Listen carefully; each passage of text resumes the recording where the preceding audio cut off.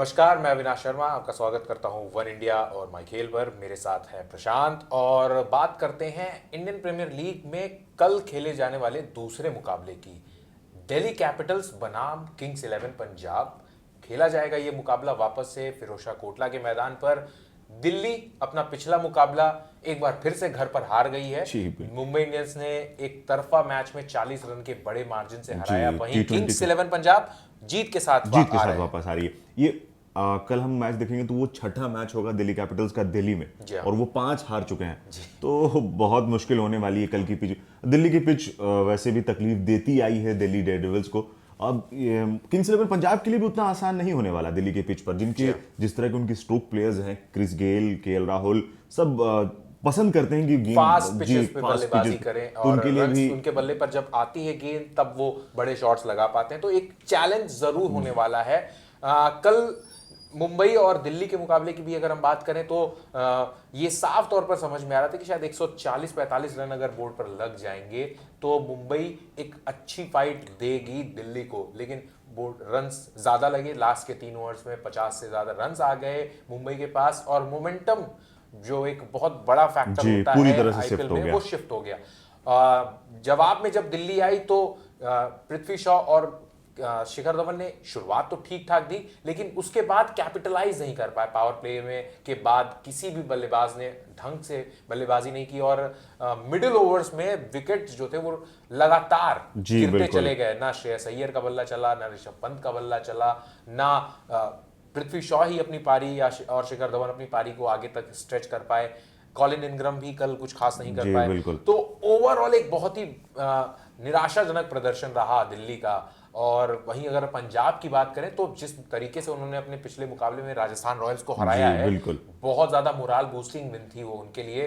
मोहाली जैसे मैदान पर आपने 187 रन को डिफेंड कर लिया, वो बहुत ज्यादा बताता है कि कितनी अच्छी कप्तानी कर रहे हैं। जी बिल्कुल, रविचंद्रन अश्विन। आपने बिल्कुल सही कहा कि रविचंद्रन अश्विन का हाल फिलहाल में बॉलिंग के साथ जो प्रदर्शन अपनी कर रहे हैं, लेकिन कप्तानी से बहुत प्रभावित किया है। हमने आखिरी मैच में भी देखा जब एक छोटी सी केमियो खेल के गए, शायद वही सबसे ज्यादा मैच डिसाइड कर दिया उन्होंने। 12 रन के अंतर से आप हारे हो और 17 रन उन्होंने लास्ट के ओवर्स में बना दिए थे और उसी ने पूरा का पूरा मैच अपने फेवर में कर दिया।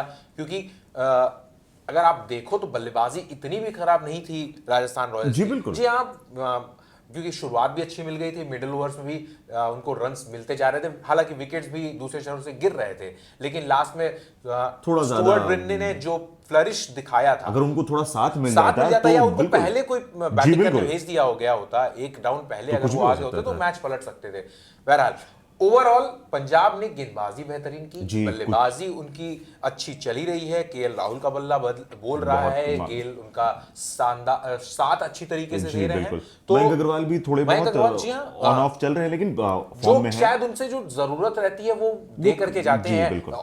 अगर गेल या केएल राहुल में से कोई भी जल्दी आउट हो जाता है तो वो एक तेज क्विक फायर केमियो खेल करके जाते हैं, तो कभी भी जो स्कोर बोर्ड पे जो दबाव जो होता है वो कभी आने देते। और नीचे में फिर डेविड मिलर है ही आपके पास, तो हालांकि डेविड मिलर का बल्ला भी कुछ खास नहीं चल रहा है जी, लेकिन फिर भी उसके बावजूद भी ओवरऑल अगर हम प्रदर्शन की बात करें तो पंजाब अच्छा कर रही है। बल्लेबाज ठीक ठाक फॉर्म में लग रहे हैं।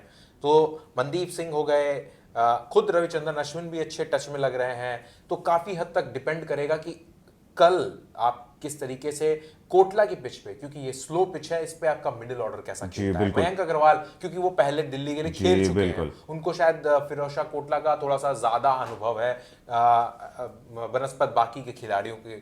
जी मैं कल चाहूंगा कि मनदीप सिंह भी थोड़ी सी ऊपर आए, बहुत ज्यादा नीचे आ रहे हैं मुझे लगता है।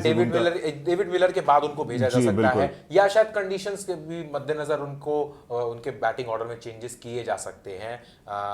लेकिन कल अगर मैच शायद बनाएंगे तो स्पिनर्स बनाएंगे, तो स्पिनर्स की अगर बात करें तो पंजाब के स्पिनर्स बेहतरीन फॉर्म, चाहे वो मुजीब रहमान हो, मुरुगन अश्विन हो या खुद कप्तान क्यों ना हो। बिल्कुल। और अर्शदीप सिंह जिन्होंने पिछले मुकाबले में डेब्यू किया था पंजाब के लिए, मैं बहुत कमाल का मुझे लगता है कि ये को आप कह सकते हैं कि कप्तानी का ही मामला कह सकते हैं कि पिच को भाप के उन्होंने जॉस बटलर का विकेट निकाल के आपको दे दिया और अंतिम ओवरों में भी कमाल की गेंदबाजी की थी। ज्यादा रन महंगे नहीं नहीं कर सकते साबित आप, हुए अगर थे। डेब्यू में अगर कोई आपको इस तरह का प्रदर्शन करके दे रहा है तो फिर और क्या उम्मीद कर सकते हैं आप। इसके अलावा आपके पास एक सीजन कैंपेनर है मोहम्मद शमी के रूप में, जो पिछले सीजन तक दिल्ली से ही खेलते थे, तो उनको भी फिरोज शाह कोटला की पिच जो है वो अच्छी खासी उनको पता है, और इस लिहाज से एक हम कह सकते हैं कि शायद अपर हैंड इस मुकाबले में जरूर आप पंजाब को देंगे, क्योंकि वो पॉइंट्स टेबल में काफी ऊपर है, दिल्ली से एक कदम ऊपर है पॉइंट्स टेबल में वो।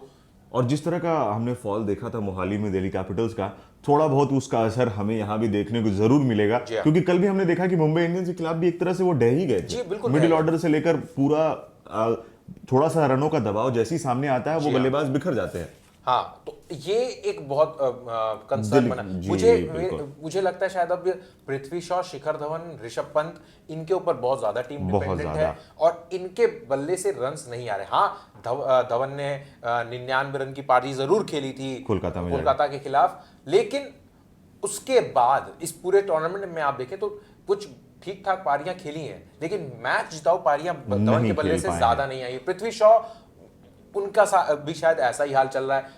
पंत का बल्ला खामोश हो गया है। बिल्कुल। अब अगर अपने आप होम ग्राउंड पर नहीं चल पा रहे हैं तो फिर परेशानी टीम के लिए ज्यादा बढ़ती जा रही है। जी बिल्कुल, अगर आपके टॉप 3 नहीं चलते हैं तो कोई भी टीम अच्छा कर पाती है, बहुत मुश्किल हो जाता है किसी भी टीम के लिए अच्छा कर पाना, और नीचे के बैट्समैन आपके ऐसे भी नहीं चल रहे हैं तो बहुत मुश्किल हो जाता है। ओवरसीज खिलाड़ियों की अगर हम बात करें तो अब तक कुछ खास प्रदर्शन दिखा नहीं है, ना ही क्रिस मॉरिस के बल्ले से कुछ खास रन आए हैं, ना वो गेंदबाजी में इतने प्रभावित कर पाए हैं। कॉलिन इंग्रम ने भी 1-2 पारियां ही अच्छी खेली हैं। कगिसो रबाडा निरंतर अच्छा प्रदर्शन करते जा रहे हैं और एक बार फिर से उनके ऊपर दारोमदार होगा। कीमो पॉल भी ठीक ठाक गेंदबाजी तो अच्छी कर रहे हैं, बल्लेबाजी में शायद उनसे ज्यादा उम्मीद करनी पड़ेगी टीम को। कल के मैचेस में भी हमने देखा कि जहां पर मुंबई इंडियंस स्पिनरों के मामले में आगे निकल गई थी, दिल्ली कैपिटल्स के पास एक है अमित मिश्रा है, लेकिन उसके बाद अकेले अमित मिश्रा ही बैटल लड़ते लग रहे थे।